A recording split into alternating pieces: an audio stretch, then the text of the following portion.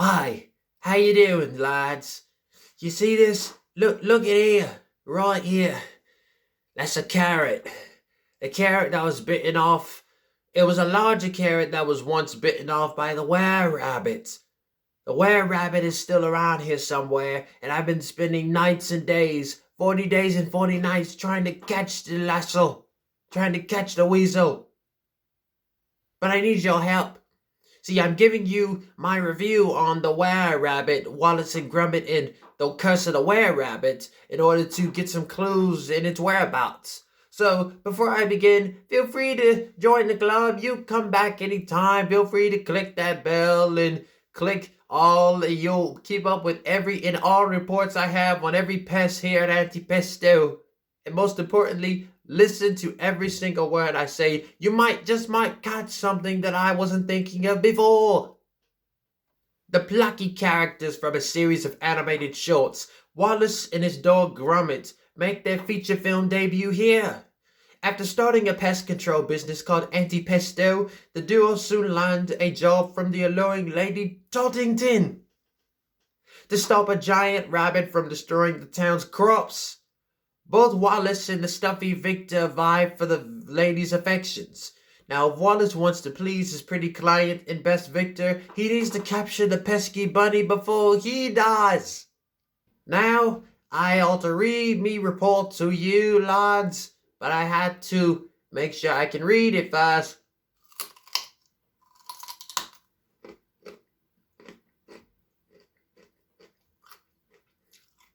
Alright then. So, Aardman's second partnership with DreamWorks Animation will never quite be as iconic as the first, and was not ever the last. The Curse of the Were-Rabbit is a refreshing interpretation of a lot of those Halloween monster films that you saw back in the day. Cause see, where I come from, they don't just show you the Halloween monster films until you get to a certain age. We couldn't watch Frankenstein until we were 18, and 18 is the right age for you to watch this type of stuff, even nowadays. But for somebody that is not really a Wallace and Gromit fan, the story is more nuanced than Monster House's nostalgic 80s approach. Needless to say, The Curse of the Were-Rabbit is only nostalgic to those that are familiar with classic monster movies, and the tropes that come with it, such as an angry village and experimentations. It is to the point at how they execute the sequence in a way that does not evoke Frankenstein, or any other Halloween monster story for that matter. The way that everything is set into motion is just as organic as the plant can get, as the fully grown crops can get. The characterization of Wallace being an inventor ties perfectly into Victor Frankenstein being an inventor. And an experimentation being done on a rabbit, the process of rehabilitating a rabbit instead of resurrecting a corpse was a nice bizarre twist. Rather than having the rabbit become mutated into a monster, it backfires. See, the night of the mutation, we used the lunar power of the moon. It was the full moon, like it was a Thriller. You see, we used the power of the full moon on the rabbit, and I had the mind simulation machine, the mind donator, attached to the rabbit. And one of them got sucked through my pipe, and it landed on my head, and now the power that was being sucked through the pipe was adjacent between my conscience and his. And I would have thought we would have switched conscience, but that's not the case. It turns out that instead of them neglecting or refraining from eating the vegetables, the rabbit, or at least that one rabbit that got attached to me head, was mutated, and now he is causing a ruckus around town. The white rabbit and the twist that came with it is just pure brilliance. Now, the were-rabbit is not here trying to terrify anybody by any means, but its hunger for vegetables grows detrimental to the citizens since they adore naturally grown vegetables, and the vegetable growing contest is in 4 days. Now, as an audience, we know that Wallace has a sweet spot for cheese. He's very crackers about cheese. American, cheddar, Kirby Jack, Pepper Jack, provolone, monetary Jack. I love it all. I even love Swiss. Yes. But we would never associate him with the rabbits who love vegetables, all because of that.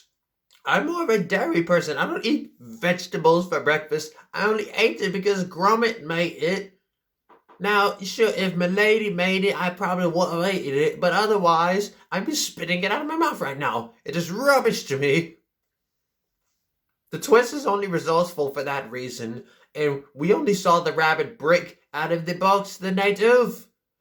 The light, the suspense of where Wallace goes wherever the were-rabbit comes to light is effective enough to where you can at least stay awake to see the resolution of everything.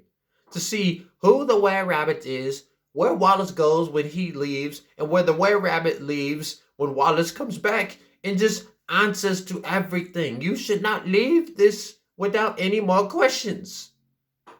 Rotten Tomatoes gives it a 95% recommendation. It means 95% of all of the critics that said they gave their opinion on Wallace and Gromit, The Curse of the Were-Rabbit, loved The Curse of the Were-Rabbit and would recommend it to everybody.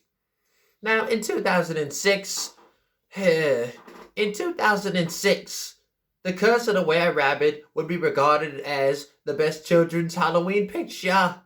But nowadays, it is regarded for being one of the most beloved animated movies ever. Even when that means accepting the direction more than the characters. That's just how it is. Has to be, Doc.